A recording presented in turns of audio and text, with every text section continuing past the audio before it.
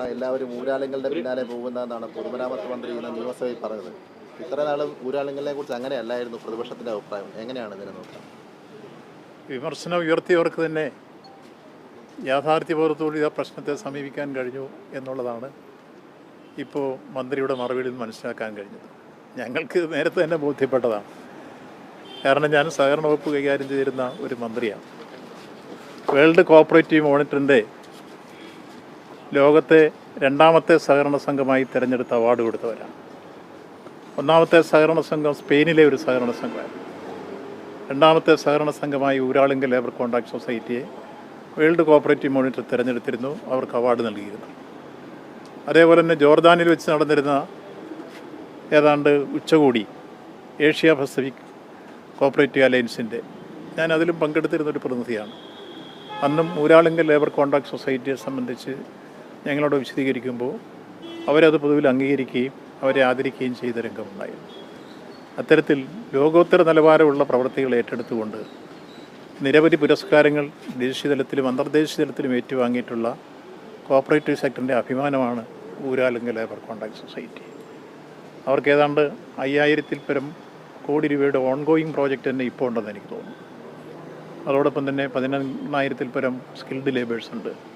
2,500-ഓളം എഞ്ചിനീയേഴ്സുണ്ട്. ഇങ്ങനെ എല്ലാ നിലയിലും പരിശോധിച്ചാൽ ഊരാളുങ്കൽ ലേബർ കോൺട്രാക്ട് സൊസൈറ്റി ലോകത്തിൽ ശ്രദ്ധിക്കപ്പെട്ട ഏറ്റവും നല്ല സഹകരണ സംഘങ്ങളിലൊന്നാണ്. അതുകൊണ്ടാണ് വേൾഡ് കോഓപ്പറേറ്റീവ് മോണിറ്റർ അവരെ തിരഞ്ഞെടുത്തിരുന്നത്. അത് ഞങ്ങൾ ഈ കാര്യങ്ങളൊക്കെ അന്ന് പറഞ്ഞപ്പോൾ യഥാർത്ഥത്തിൽ പ്രതിപക്ഷത്തുണ്ടായിരുന്ന പലർക്കും അത് ബോധ്യപ്പെടാതെ പരിഹാസത്തോടു കൂടി അതിനെ കാണുകയും ചെയ്തിരുന്നു. നിങ്ങൾക്കെല്ലാം അറിയാം, ഒരു ഘട്ടത്തിൽ നമ്മുടെ പാലാരിവട്ടം പാലം നിമിഷങ്ങൾക്ക് ഇടിഞ്ഞു പൊളിഞ്ഞു കഴിഞ്ഞപ്പോൾ അതിന് യഥാർത്ഥത്തിൽ ചുമതലപ്പെടുത്തിയത് ഊരാളുങ്കൽ ലേബർ കോൺട്രാക്ട് സൊസൈറ്റിയാണ്. പറഞ്ഞ സമയത്തിനുള്ളിൽ തന്നെ അത് പൂർത്തീകരിച്ച് ഉന്നതമായ നിലവാരത്തിൽ അത് പണിതെന്ന് നമ്മൾ കണ്ടതാണ്. അതുപോലെ കേരളത്തിലെ നിരവധി അനവധി പേർക്ക് ഇപ്പോൾ ഏറ്റവും അവസാനം വയനാട് ദുരന്തവുമായി ബന്ധപ്പെട്ട് വീട് നിർമ്മിക്കാൻ തീരുമാനിച്ചപ്പോൾ 402-ഓളം വീടുകളുടെ നിർമ്മാണ പ്രവർത്തനത്തിന് ഏൽപ്പിച്ചത് ഊരാളുങ്കൽ ലേബർ കോൺട്രാക്ട് സൊസൈറ്റിയാണ്. ആദ്യഘട്ടം പറഞ്ഞ സമയത്ത് തന്നെ തീർത്ത് കഴിഞ്ഞ ഗവൺമെൻറ് കാലത്ത് അത് ഉദ്ഘാടനം ചെയ്യുകയും ചെയ്തു. ഇതുപോലെ നമ്മുടെ ജില്ലയിലെടുത്തു കഴിഞ്ഞാൽ ഇപ്പോൾ ഈ ജില്ലയിൽ തന്നെ നിങ്ങൾക്ക് വ്യക്തമായി ചൂണ്ടിക്കാണിക്കാം, എലിവേറ്റഡ് ഹൈവേ ചങ്ങനാശ്ശേരി ആലപ്പുഴ റൂട്ടിലെ വൻകിട പ്രോജക്റ്റുകളും അത് റീബിൽഡ് കേരളയിൽപ്പെടുത്തിയായിരുന്നു ഊരാളുങ്കൽ ലേബർ കോൺട്രാക്ട് സൊസൈറ്റി ഏറ്റെടുത്തത്. വളരെ മനോഹരമായിട്ടാണ് അവരത് ചെയ്തിട്ടുള്ളത്. അതേപോലെ തന്നെ കാരിത്താസ് ഓവർബ്രിഡ്ജ് എത്ര മനോഹരമായിട്ടാണ് അവരത് ചെയ്തിരിക്കുന്നത്. അങ്ങനെ ഏറ്റെടുത്തിട്ടുള്ള വർക്കുകളൊക്കെ തന്നെ ഏറ്റവും ഭംഗിയായി മനോഹരമായി ചെയ്തു തീർത്തിട്ടുള്ള കഴിഞ്ഞകാല അനുഭവങ്ങളും റെക്കോർഡുകളുമാണ് ഊരാളുങ്കൽ ലേബർ കോൺട്രാക്ട് സൊസൈറ്റി കൊണ്ട്. ആ സൊസൈറ്റിയുടെ വളർച്ചയും ഉയർച്ചയും കണ്ട് പല രൂപത്തിൽ അവർക്കെതിരെ വിമർശനം ഉന്നയിച്ചവർ തന്നെ കഴിഞ്ഞ നിയമസഭാ കാലത്ത് ഞങ്ങൾ കണ്ടതാണ്. വിമർശിക്കുന്ന കൂട്ടർ തന്നെ അവരെ പോയി കണ്ടിട്ട് ഞങ്ങളുടെ വർക്ക് എങ്ങനെയും എടുക്കണമെന്ന് ഒളിവിൽ സംസാരിക്കും. ഇപ്പോൾ ഏതായിരുന്നാലും ആ വിമർശിച്ചവർ തന്നെ ഈ കാര്യത്തിൽ കൃത്യമായി ഇതിന് മറുപടി പറഞ്ഞ് അവർ നല്ല നിലവാരമുള്ളതാണെന്ന് പറഞ്ഞതിൽ ഏറെ സന്തോഷമുണ്ട്. അത് ബോധ്യപ്പെടാൻ അവർക്ക് വൈകിയാണെങ്കിലും അതിൽ ബോധോദയം ഉണ്ടായിരിക്കുന്നു എന്നതിൽ സന്തോഷമുണ്ട്.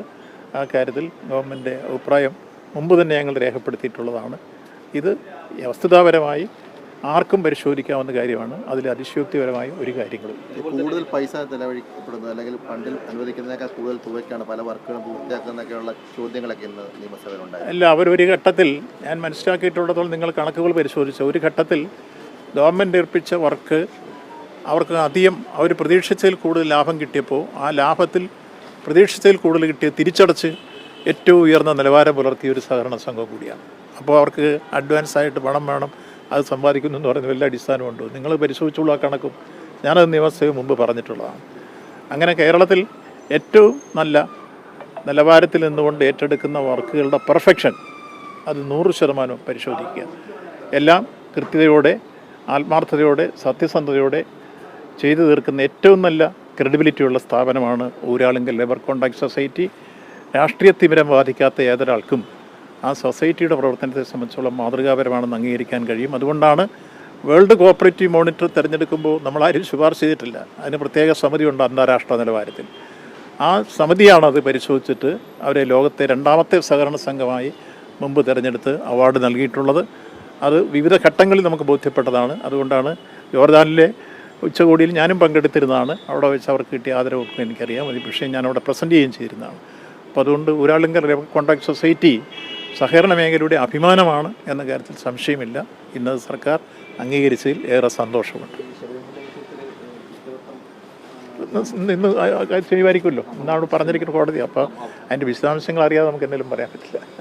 കിട്ടിക്കഴിഞ്ഞിട്ട് പറയാം. അതുപോലെ ഈ 1900 കോടി രൂപ ഈ കിഫ്ബി പദ്ധതി കിഫ്ബി ഫണ്ടിൽ നിന്നും ശബരി റെയിൽ പദ്ധതിക്ക് കൊടുക്കുമെന്നാണ് പറഞ്ഞത്. അപ്പോൾ ഓൺഗോയിങ് പ്രോജക്റ്റിലേക്ക് മാത്രമേ തുക അനുവദിക്കത്തുള്ളൂ എന്നാണ് പറയുന്നത്. അപ്പോൾ ഈ ശബരി റെയിൽ പദ്ധതിയുടെയൊക്കെ പ്രവർത്തനം പ്രതിസന്ധിയിലാകുന്ന സാഹചര്യമാണോ ഉള്ളത്? അല്ല, ഇപ്പോൾ ബഡ്ജറ്റ് പ്രസംഗത്തിൽ ബഹുമാനപ്പെട്ട മുഖ്യമന്ത്രി പറഞ്ഞിട്ടുള്ള അഭിപ്രായമനുസരിച്ചാണെങ്കിൽ കിഫ്ബി ആകെ ഉടച്ചു വാർക്കുമെന്നാണ് അദ്ദേഹം പറഞ്ഞത്. അത് ഉടച്ചിട്ട് എങ്ങനെയാണ് വാർക്കുന്നത് കണ്ടിട്ടേ പറയാൻ കഴിയൂ. അതുകൊണ്ട് ഇപ്പം നിലവിൽ അനുവദിച്ചു കഴിഞ്ഞിട്ടുള്ള പ്രോജക്റ്റുകൾക്കൊക്കെ ഫണ്ട് കൊടുത്തില്ലെങ്കിൽ അത് വലിയ പ്രശ്നങ്ങളാകും.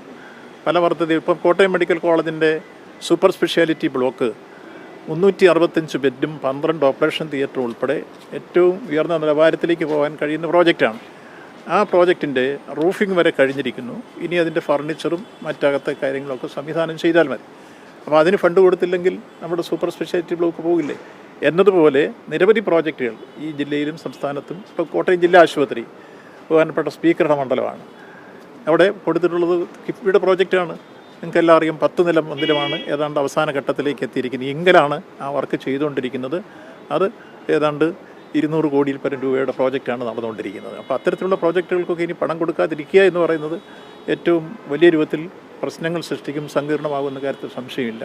ഇതെല്ലാം കിഫ്ബി വഴി നടത്തി വന്നിരുന്ന നിരവധി പ്രോജക്റ്റുകളാണ്. PMAY പദ്ധതിക്ക് ഈ സ്റ്റിക്കർ പതിക്കുന്ന ഒരു വിഷയം വേമസാജി പറഞ്ഞു, അതിൽ തെറ്റില്ല എന്നുള്ള ഒരു നിലപാടിലേക്ക് വന്നിരിക്കുന്നു. അതിനെ എങ്ങനെ കാണും? അതിനെ ഇപ്പോൾ കാണേണ്ടത് ഇപ്പോഴത്തെ UDF ഗവൺമെൻറ്റിൻ്റെ മുഖ്യമന്ത്രി BD എന്ന് പറഞ്ഞാൽ വിനീത ദാസനായി മാറുന്നു എന്ന് വേണേൽ ഫുൾ ഫോം കൊണ്ടുപോകുന്ന രൂപത്തിലേക്കായി മാറിയിരിക്കുന്നു. ആരുടെ? കേന്ദ്ര ഗവൺമെൻറ്, മോഡി ഗവൺമെൻറ്. അപ്പം ഞങ്ങൾ മുമ്പ് ഇത് പറഞ്ഞു, ഞങ്ങളെക്കുറിച്ചായിരുന്നു ഡീലിൻ്റെ ആക്ഷേപം. ഇപ്പോൾ ആരാണ്ട് ഈ ഡീലിൻ്റെ കക്ഷികൾ നിങ്ങൾക്കെല്ലാം ബോധ്യപ്പെട്ടില്ലേ? ഏതെല്ലാം തരത്തിലുള്ള ഡീലുകളാണ് വരുന്നത്? ഒരു പാവപ്പെട്ടവൻ ഒരു വീട് 2.5 ലക്ഷം രൂപ സംസ്ഥാന ഗവൺമെൻറ് കൊടുക്കുകയും ഏതാണ്ട് 1.5 ലക്ഷത്തിൽ താഴെ മാത്രം അവർ കേന്ദ്രം തരികയും ചെയ്യുമ്പോൾ പ്രധാനമന്ത്രിയുടെ പടം വെച്ചിട്ടായിരിക്കണം ആ വീട് കമ്മീഷൻ ചെയ്യുക അല്ലെങ്കിൽ കയറിത്താമസം നടത്തുക എന്ന് പറഞ്ഞാൽ എത്ര അപമാനകരമാണ്. ഒരു പാവപ്പെട്ടവനെ ഇത് ഈ സൗജന്യത്തിൽ മാത്രം വെച്ച വീടെന്ന് ഐഡൻറ്റിഫൈ ചെയ്ത് ചാപ്പ കുത്തി മാറ്റുന്ന രൂപത്തിലേക്കല്ലേ ആ ദൗത്യം വരുന്നത്? കേരളത്തിൽ ഒരു പാവപ്പെട്ടവനെ അപമാനിക്കുന്നതിന് സമാനമല്ലേ? 5 ലക്ഷത്തിൽ പരം വീട് കേരളത്തിൽ LDF ഗവൺമെൻറ് കാലത്ത് വെച്ചു കൊടുത്തു. ഏതെങ്കിലും ഒരു വീട്ടിൽ പിണറായി വിജയൻ്റെ പടം വയ്ക്കണമെന്ന് പറഞ്ഞോ മുഖ്യമന്ത്രി? അല്ലെങ്കിൽ LDF ഗവൺമെൻറ് ഏതെങ്കിലും തരത്തിലുള്ള സന്ദേശം വയ്ക്കണമെന്ന് പറഞ്ഞോ? പറഞ്ഞില്ല. പിന്നെ ഇത്രയും കാലം ചേർത്ത് എന്നൊരു കാര്യത്തിൽ ഇപ്പോൾ മാറിക്കഴിഞ്ഞ ഉടൻ തന്നെ VD അതുപോലെ ED മോഡി കൂട്ടുകെട്ടെന്ന് ഞാൻ നേരത്തെ സൂചിപ്പിച്ചു. അതെല്ലാം ചേർന്ന് വരികയാണ്. അങ്ങനെ വരുന്നിടത്ത് എല്ലാ വിഷയങ്ങളിലും ഇവിടെ UDF ഗവൺമെൻറ് BJPയുടെ വിനീത വിധേയദാസനായി മാറുകയല്ലേ? അതിൻ്റെ ഭാഗമല്ലേ വന്ദേ മാതരം തന്നെ ആദ്യം സത്യപ്രതിജ്ഞാ ചടങ്ങിൽ നമ്മൾ കണ്ടു. അതുപോലെ PM-ശ്രീ പദ്ധതി കണ്ടു. ഇപ്പോൾ നമ്മുടെ ഇവിടെ നമ്മുടെ വക്കീലിനെ നിയമിച്ച രംഗം നമ്മൾ കണ്ടു. അതേപോലെ തന്നെ കേന്ദ്രവുമായി താതാത്മ്യം പ്രാപിച്ചുകൊണ്ട് തന്നെ ഒരു അക്ഷരം ബഡ്ജറ്റിലോ നയപ്രഖ്യാപനത്തിലോ കേന്ദ്ര ഗവൺമെൻറ്റിനെതിരെ ശബ്ദിക്കാൻ തയ്യാറാകുന്നില്ലെന്ന് മാത്രമല്ല, മഹാത്മാഗാന്ധി സർവകലാശാല, കേരള സർവകലാശാല, കാർഷിക സർവകലാശാല, ഈ സർവകലാശാലയുടെ സമീപ ദിവസങ്ങളിലെ ഗവർണറുടെ ഇടപെടൽ നമ്മൾ കണ്ടു. മഹാത്മാഗാന്ധി സർവകലാശാലയിൽ VC-ആയി നിയമിച്ചത് സംഘപരിവാറിൻ്റെ ഉന്നതപ്പെട്ട ഒരു ഉദ്യോഗസ്ഥനെ. അത് മുമ്പെല്ലാം പ്രഗത്ഭരും പ്രശസ്തരും പ്രതിഭാശാലികളുമായ വിദ്യാഭ്യാസ വിചക്ഷണന്മാരായിരുന്നു MG യൂണിവേഴ്സിറ്റിയുടെ വൈസ് ചാൻസലർമാരായി വന്നിട്ടുള്ളത്. ആ സ്ഥാനത്താണ് ഒരു അധ്യാപക സംഘടന നേതാവ് എന്ന രൂപത്തിൽ മാത്രം സംഘപരിവാറിൻ്റെ ഉന്നതനായ പ്രവർത്തകനെ VC-ആക്കി നിയോഗിച്ചത്. അദ്ദേഹം വന്നപ്പോൾ തന്നെ 19 പേരെ ഇപ്പോൾ നമ്മൾ കണ്ടു അവിടെ സെനറ്റിലേക്ക് നോമിനേറ്റ് ചെയ്യുന്നു. ആ 19 പേരെ നോമിനേറ്റ് ചെയ്തപ്പോഴും അതെല്ലാം സംഘപരിവാറിൻ്റെ പ്രതിനിധികളാണ്. BJP, ABVPയുടെ ഒക്കെ പ്രതിനിധികളെ അവർ തിരികെ കയറ്റുകയാണ്. അതിനുശേഷം ഇപ്പോൾ ഇന്നലെ പുതിയ ഉത്തരവിട്ടിരിക്കുന്നു, അവിടെ ഏതെങ്കിലും ഒരു സംഘടനയുടെ പോസ്റ്ററോ ബോർഡോ ഒന്നും വയ്ക്കാൻ പാടില്ല. അതൊരു ജനാധിപത്യപരമായ ഉള്ളടക്കത്തിന്മേലുള്ള വെല്ലുവിളിയല്ലേ? യഥാർത്ഥത്തിൽ ഒരു ഭരണഘടനാ സ്ഥാപനമായി ബന്ധപ്പെട്ട് വരുന്നിടത്ത് ഏതെങ്കിലും തരത്തിൽ സംഘടനകൾ പ്രവർത്തിച്ചാൽ ആ സംഘടനകൾക്ക് അവരുടെ പ്രചരണത്തിന് വേണ്ടി പോസ്റ്ററോ ബോർഡോ ഒക്കെ വയ്ക്കാനുള്ള അവകാശവും അധികാരങ്ങളും ഇല്ലേ? അതുപോലും നിഷേധിക്കുന്ന രൂപത്തിലേക്ക് വന്നു കഴിഞ്ഞാൽ പൗരാവകാശത്തിൻ്റെയും ജനാധിപത്യപരമായ അവകാശത്തിൻ്റെയും ധ്വംസനങ്ങളല്ലേ? അത്തരത്തിൽ രൂപത്തിലേക്ക് MG യൂണിവേഴ്സിറ്റി വരുന്നു. അതുപോലെ നമ്മൾ കണ്ടു കാർഷിക സർവകലാശാലയ്ക്ക് പുതിയ നിർദ്ദേശങ്ങളെല്ലാം ഗവൺമെൻറ് കൊടുത്തെങ്കിലും അവർ കൃത്യമായി അതിൽ കൊടുത്തത് സംഘപരിവാറിൻ്റെ നിർദ്ദേശമനുസരിച്ച് ഗവർണർ വെച്ചയാളിനെയാണ് ഇപ്പോൾ VC ആയി കൊടുത്തിരിക്കുന്നത്. അതുപോലെ കേരള യൂണിവേഴ്സിറ്റിയിൽ പുതിയതായി കടന്നിട്ടുള്ള സംഭവവികാസങ്ങളെല്ലാം നമ്മൾ കണ്ടു. ചുരുക്കത്തിൽ നമ്മുടെ സംസ്ഥാനത്തെ സർവകലാശാലകളെല്ലാം കാവ്യവൽക്കരിക്കുന്നതിന് വേണ്ടിയുള്ള എല്ലാ വഴിമരുന്ന് വിട്ടുകൊടുക്കുകയാണ് സംസ്ഥാനത്തെ UDF ഗവൺമെൻറ് ചെയ്യുന്നത്. ഇവിടെയാണ് ഡീൽ. ഒരു കാര്യത്തിലും അവർ തർക്കത്തിനില്ലെന്നാണ് പറയുന്നത്. അപ്പോൾ എല്ലാ സ്ഥലത്തും പരവതാനി വിരിച്ചു കൊടുക്കുന്നു. അതിൻ്റെ വളരെ പ്രകടമായ ഉള്ളടക്കമല്ലേ നമ്മൾ കണ്ടുകൊണ്ടിരിക്കുന്നത്. ഒരു സ്ഥലത്ത് പോലും ആ കാര്യത്തിൽ സംസ്ഥാന ഗവൺമെൻറ്റിന് അവകാശപ്പെട്ടതും അതേപോലെ തന്നെ അവർക്ക് ഇടപെടാൻ ബാധ്യതപ്പെട്ടതുമായ പ്രശ്നങ്ങളിൽ പോലും സറണ്ടർ ചെയ്തെന്ന് കൊടുക്കുന്നു. ഗവർണർ എല്ലാ രംഗത്തും കയറി ആധിപത്യം സ്ഥാപിച്ച് സംഘപരിവാറിൻ്റെ താല്പര്യങ്ങൾ പരിരക്ഷിക്കുന്ന രൂപത്തിലേക്ക് സർവകലാശാല മാറ്റി തീർക്കുന്നു.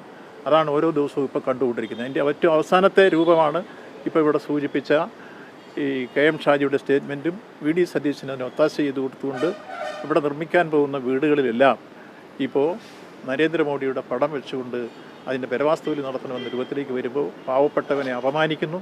എത്രയോ വലിയ രൂപത്തിലുള്ള ഈ നാടിനെ കൂടി അപമാനിക്കുന്ന തരത്തിലേക്കാണ് ആ സംഭവങ്ങൾ വരുന്നത്. ഇവിടെ 5.5 ലക്ഷം വീട് നിർമ്മിച്ചു കൊടുക്കുമ്പോൾ ഒരു സ്ഥലത്ത് പോലും അത്തരം ഒരു ചിത്രം വയ്ക്കാനോ അല്ലെങ്കിൽ കേരളത്തിലെ മുഖ്യമന്ത്രിയുടെ ചിത്രം വയ്ക്കാനോ തയ്യാറാവാതെ ആ രംഗത്ത് എല്ലാവർക്കും പൂർണ്ണമായി ആ വീട് നിർമ്മിക്കാനുള്ള പണം കൊടുത്തും അതിൻ്റെ പ്രവർത്തനങ്ങൾ ഏറ്റെടുത്തും ഭംഗിയായി നിർവഹിച്ചു വന്ന ഒരു പദ്ധതിയാണ് ഇപ്പോൾ അട്ടിമറിച്ച് ഇന്ന് കേന്ദ്ര ഭരണാധികാരിയുടെ ഇംഗിതത്തിനനുസരിച്ച് പടം വെച്ചുകൊണ്ട് ഈ തരത്തിലേക്ക് മാറ്റി തീർക്കും എന്ന് പറയുമ്പോഴാണ് ഞാൻ സൂചിപ്പിച്ച വിനീത വിധേയദാസൻ. അപ്പോൾ വിനീതദാസനായി VD മാറുന്നു എന്നതാണ് VDയുടെ ഫുൾ ഫോം ആ രൂപത്തിലേക്ക് വന്നിരിക്കുന്നത്.